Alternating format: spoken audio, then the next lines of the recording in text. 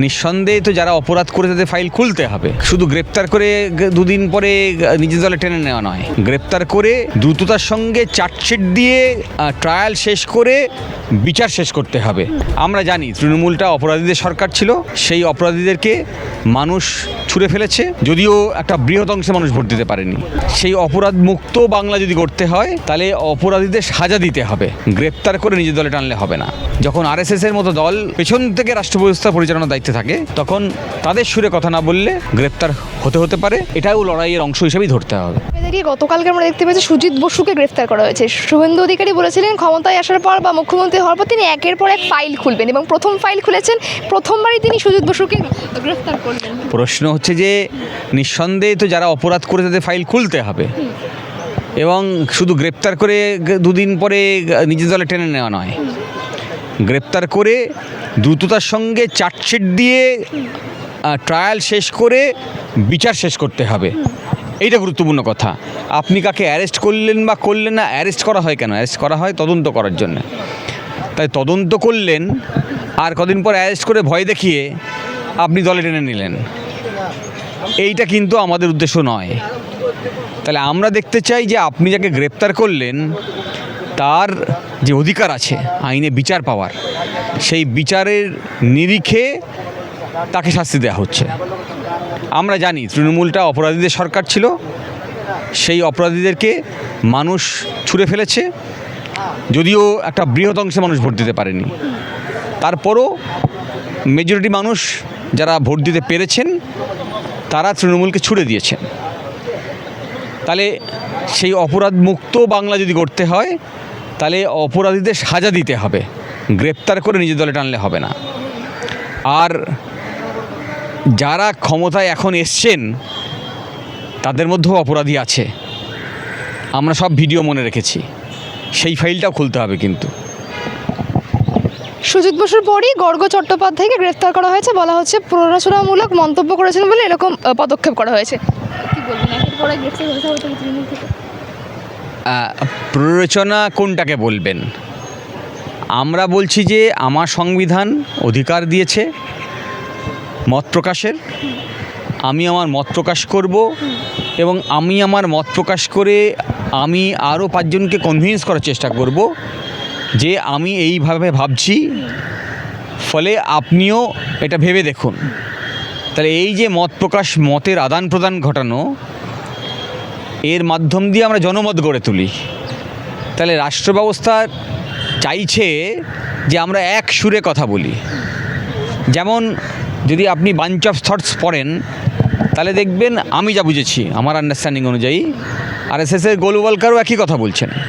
তিনি বলছেন যে আমরা মুসলিমদের বিরুদ্ধে নন, কিন্তু তাদেরকে আমার রাজ্যে থাকতে হবে, আমার দেশে থাকতে হবে, আমার ব্যবস্থাপনা মেনে, আমার কালচার মেনে।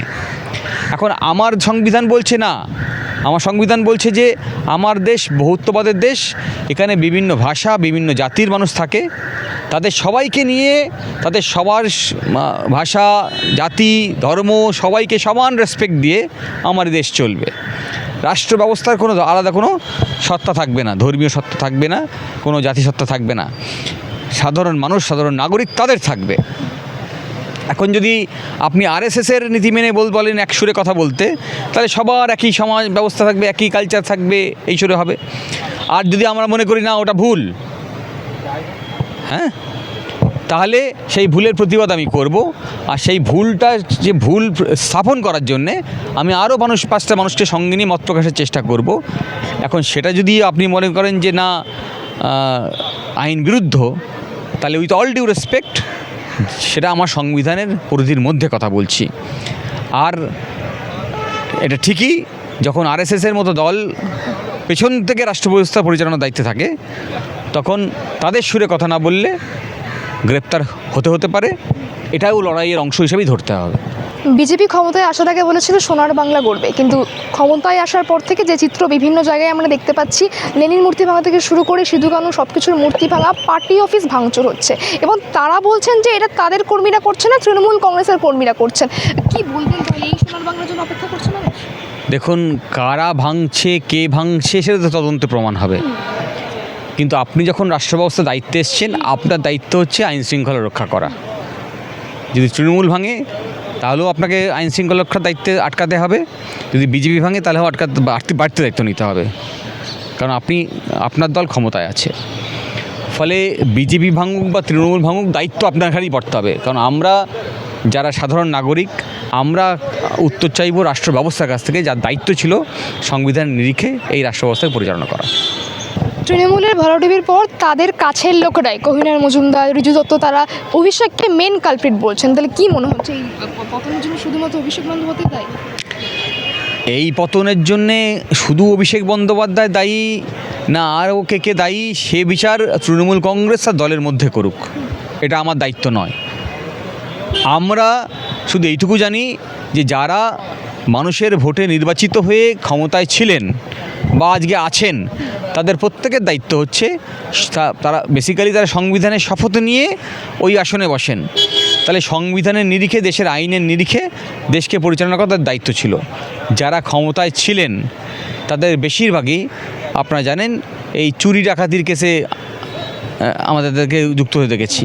এমনকি রাজ্যে যিনি মুখ্যমন্ত্রী ছিলেন তিনিও ফাইল চুরি করে নিয়ে এসছেন বলে অভিযোগ উঠে, সবাই দেখেছেন টিভির পর্দায়, এবং সেটাও রাষ্ট্র ব্যবস্থার পুলিশকে সঙ্গে নিয়ে করেছেন। এবং আগামী দিনে যারা আছেন ক্ষমতায়, তাদের মধ্যেও অপরাধীরা লুকিয়ে আছে। এবং আমরা দেখেছি বিভিন্ন রাজ্যের ক্ষেত্রে যে আপনি আমার বিরোধিতা করছেন, ফলে আপনাকে অ্যারেস্ট করবো আর দলে ঢোকাবো। ফলে এইভাবে বিশ্লেষণ করে লাভ নেই। আমরা যারা ক্ষমতায় এই অপশাসন করেছে তাদেরকে মানুষ সংবিধানের অধিকার প্রয়োগ করে ছুঁড়ে ফেলে দিয়েছে গঙ্গায়। ফলে ওই বিশ্লেষণ তারা করুক, যাদের দলের মধ্যেকার ব্যাপার। আমরা করব যে সংবিধান নিরিখে যেই দেশ পরিচালনা করতে ব্যর্থ হবে তাদেরকে আমরা একইভাবেই ছুঁড়ে ফেলে দেবো। এইটা যারা এখন ক্ষমতায় আছে তাদের জন্যে।